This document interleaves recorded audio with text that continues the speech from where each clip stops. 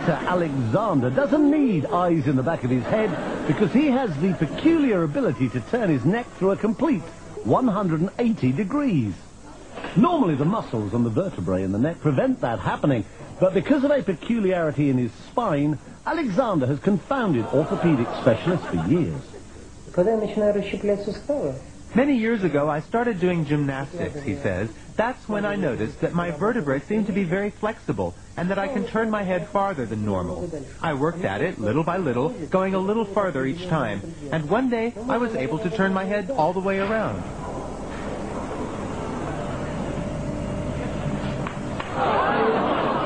Despite the somewhat unsettling crunching of bones, Alexander claims to feel no pain, which is more than can be said for the people sitting behind him on a bus.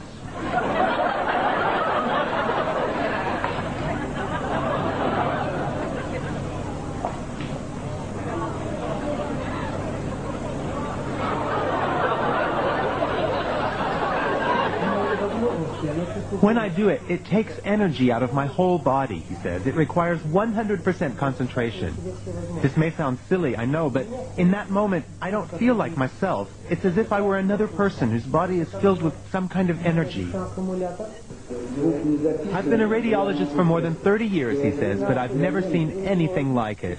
Alexander is extremely flexible, no doubt about it. However, I suspect that it's a congenital ability. It's not something anyone could learn or train for. On the contrary, if someone else were to try it, they would surely break their neck. For me, it's absolutely normal and doesn't hurt at all. The fact that he can turn other people's heads as well, although obviously not as far, has encouraged Alexander to take his peculiar skill on a concert tour.